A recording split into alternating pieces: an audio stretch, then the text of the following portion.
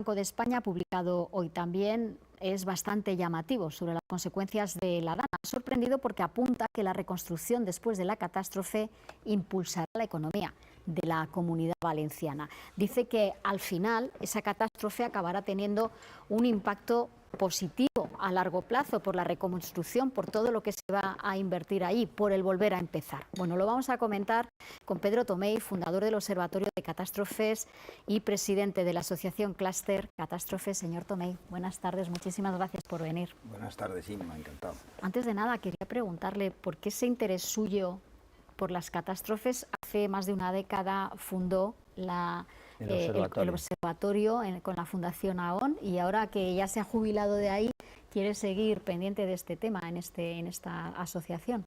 Pues así es, hace 10 años fuimos pioneros en el estudio, la investigación y en la prevención para paliar grandes catástrofes. Ya veíamos muchas catástrofes en el mundo y teníamos esa inquietud, y efectivamente pues constituimos el Observatorio de Catástrofes, que es un observatorio que es un ejemplo de colaboración público-privada, puesto que están todos los actores que en materia de catástrofes tienen algo que decirnos y sobre los que hay algo que aprender. Están desde el sector asegurador, empezando por el Consorcio de Compensación de Seguros, la patronal del seguro, SUNESPA, Agroseguro.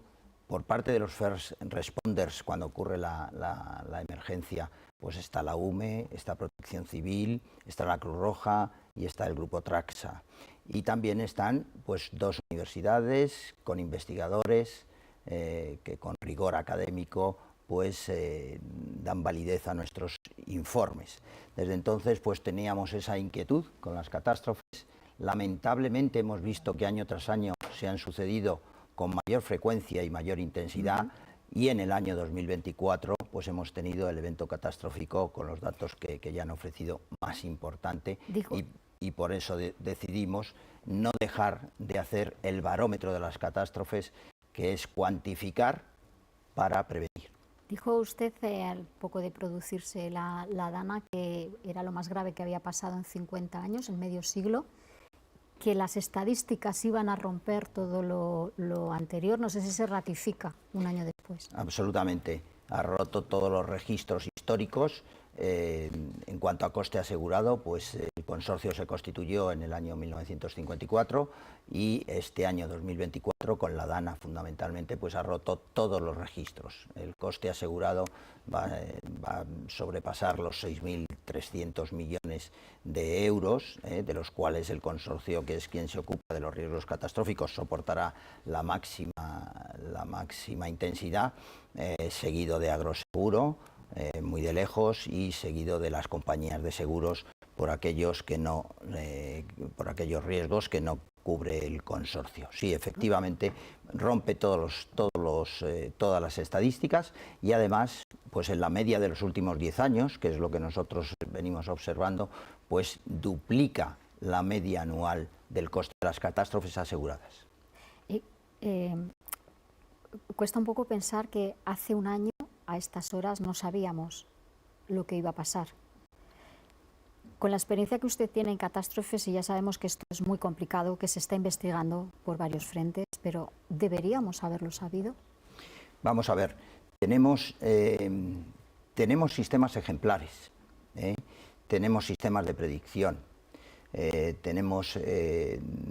las catástrofes, la verdad es que ocurren y no se sabe cuándo van a ocurrir ni con qué intensidad, ¿no? Pues la Dana, y sobre todo en Valencia, pues es un fenómeno catastrófico de una dimensión que no se había dado antes, ¿no? La cantidad de litros por metro cuadrado rompe todas las estadísticas, pero sí es verdad que tenemos elementos predictivos cada vez más afinados. También utilizamos tecnología, inteligencia artificial, y lo que hace falta es que todos esos elementos pues funcionen, y funcionen adecuadamente.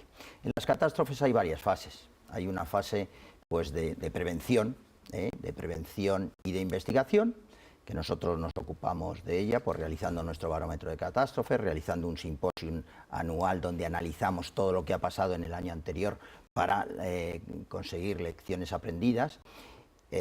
Como decía, hay una fase que es la previa, la de la prevención, la investigación. Hay una fase que es la de la intervención, cuando surge la emergencia, donde hay protocolos donde hay planes de emergencias que hay que cumplir, donde... ¿Y esos protocolos, usted cree que funcionaron?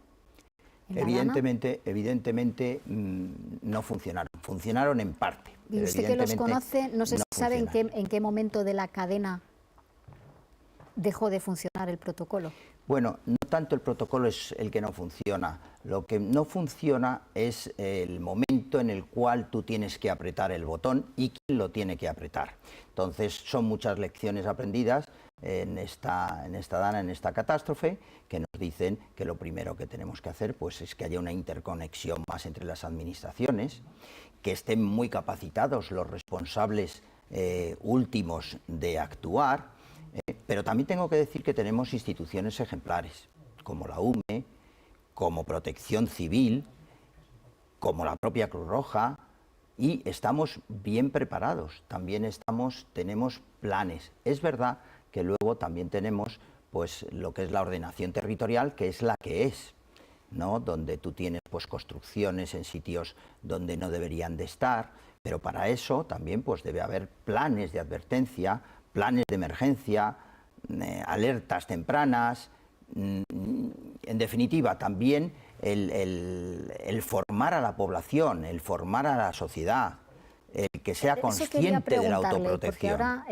bueno, con el ambiente bélico en el que estamos, con el apagón que hemos tenido aquí en España, desde distintos organismos, empezando por la Unión Europea, nos dicen hay que estar preparados. Pero ¿quién nos prepara? Más allá de decirnos que tenemos que hacer una mochila. ¿Qué cursos de preparación en sitios donde, en China se me ocurre, ¿no? Que he visto a veces imágenes, cómo se enseña a los niños, en Japón, si hay un terremoto, ¿qué tenéis que hacer? ¿Qué tiene que hacer? Aquí esto brilla por su ausencia. Bueno, hay déficits estructurales que efectivamente pues, están intrínsecos en los modelos que tenemos. La verdad es que desde la sociedad civil también podemos hacer muchísimas cosas, como lo hace el Observatorio de Catástrofes, que como decía es un ejemplo de colaboración público-privada, es un ejemplo de aprender de las cifras, aprender de lecciones aprendidas de lo que nos ha pasado en la historia. Y por supuesto también, pues vamos a ver, yo lo defino siempre con 3 Cs. La primera es la concienciación, concienciación de todas las partes, de la ciudadanía, de los entes públicos, de la administración pública, de las empresas, una concienciación, donde hay que trabajar estructuralmente y hay que trabajar también transversalmente para concienciarnos de esto. La segunda C es el compromiso de todos, de las administraciones públicas, de las empresas, del mismo ciudadano, comprometernos y en la final es cumplir, que cada parte, cada responsable de lo que le corresponda, cumpla y cumpla éticamente, sin intereses de ningún tipo, nada más que el de salvaguardar vidas, el de proteger los bienes, el de, en definitiva, tener una sociedad más preparada ante las catástrofes que, como digo, son inevitables. Y tuvimos la Dana, este verano hemos tenido los incendios. Por su experiencia y por su trayectoria en este campo, ¿diría que estamos en el peor momento? ¿Recuerda usted alguna otra catástrofe en los últimos años que, bueno, es comparable y qué lecciones se sacaron de ella? Bueno, si miramos históricamente, pues en el año 1957 hubo una riada en Valencia, hubo 80 muertos. El siguiente riesgo de inundaciones importantes, pues yo creo que fue pues la rotura de la presa de Tous, si hablamos de la Comunidad Valenciana, ¿no? Si hablamos también de las inundaciones de los años 80 en el País Vasco y que afectaron a mucho territorio también. Pues, ¿Usted diría que hemos aprendido de eso o después de ver lo de la Dana igual no hemos aprendido lo que tendríamos que haber aprendido en esas tragedias anteriores? Yo creo que hemos aprendido mucho y que hemos avanzado, pero lo que es verdad es que hay que ponerlo en la práctica. No es el momento de la teoría, es el momento de la acción. No basta con informes sesudos, con investigaciones, es que luego hay que sacar consecuencias prácticas donde tienes que aplicarlas. Nosotros, por ejemplo, en el observatorio, pues también tenemos a la Fundación 11. Claro, ellos saben muy bien cómo les afecta a los más vulnerables, a los que tienen una discapacidad. Han sido tremendos los números. Nosotros en nuestro barómetro y en el simposio que vamos a celebrar el día 26 de noviembre en el Instituto de la Ingeniería, pues vamos a poner de manifiesto muchas cuestiones que son difíciles seguramente de hacer, pero que hay que empezarlas a hacer. Pues hablo, por ejemplo, pues de que sea inclusiva la evacuación, tener en cuenta, porque hay muchas personas, claro, con discapacidad que, pues fíjese en esta tragedia, pues las personas que, por ejemplo, son sordas, pues no vale con una alerta de sonido, tiene que haber otros elementos que puedan tal. Fíjese lo que ha pasado pues con la movilidad, ¿no? Cómo evacúas a personas que tienen una dependencia con sillas de ruedas o que son invidentes. Todo eso tienen que ser planes y nosotros los proponemos a través de nuestro observatorio, que es asumirlos, ¿no? Además de que la reconstrucción también tiene que ser inclusiva, ¿no? La reconstrucción no basta con echar dinero y reconstruir, hay que reconstruir, pero mirando también a los vulnerables. Para acabar, porque se nos ha ido el tiempo, hablaba yo de ese informe del Banco de España que se ha publicado hoy, ¿no? De dos autores del Banco de España que apuntaban que al final esto puede tener un efecto rebote en la economía. Suena un poco triste decirlo, ¿no? Así en la economía valenciana, pero también apuntaba algo muy llamativo y es que decía que el cuello de botella de la producción, el gráfico, la verdad es que es espectacular, es exactamente el mismo el de la Dana y el del huracán Katrina. Le quería preguntar para acabar, ¿todas las catástrofes se parecen? Hay catástrofes que son un fiel reflejo de otras, ¿no? Vemos también mundialmente pues, que ha habido dos huracanes importantísimos en el año 2025 y que ahora estamos en otro, en el Melissa, que va a ser catastrófico. Por supuesto que hay muchas lecciones que debemos de aprender y que muchas cosas son calcadas. Vamos a ver, hay que evitarlo primero y cuidar a las personas. Eso en primer lugar. En segundo lugar, hay que también ordenar el territorio. En tercer lugar, hay que tener sistemas de alerta, sistemas de emergencia.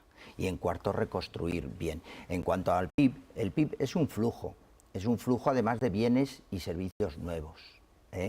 Entonces, puede afectar positivamente al PIB la reconstrucción, evidentemente, tanto por todo ese sector de la construcción y tal, va a crecer. Lo que luego hay que ver si ese crecimiento es sostenible y hay que vigilarlo en el tiempo. Y está bien repartido. Y está bien repartido, y por sectores también, ¿no? Pero sí es verdad que puede tener un efecto positivo en la economía, por lo que significa todos los efectos de la reconstrucción, ¿no? Y del suministro de materiales pues para esa reconstrucción. Pedro Tomei, fundador del Observatorio de las Catástrofes, ahora presidente de la Asociación Clúster Catástrofes. Muchísimas gracias por venir al Rincón de Pensar a darle una vuelta con nosotros a todo este asunto. Gracias. Muchísimas gracias a ustedes, y a partir del día 26 tendremos cifras muy afinadas de los costes asegurados, de los costes de las catástrofes, de cómo han afectado a distintos índices, ¿no? Pues a las infraestructuras, un índice de vulnerabilidad muy importante, un índice también del patrimonio histórico-artístico y un largo etcétera. Pues estaremos muy atentos a esos datos. Mil gracias. A ustedes. Hasta otro día. Acabamos, como siempre, poniéndole música a la economía y hoy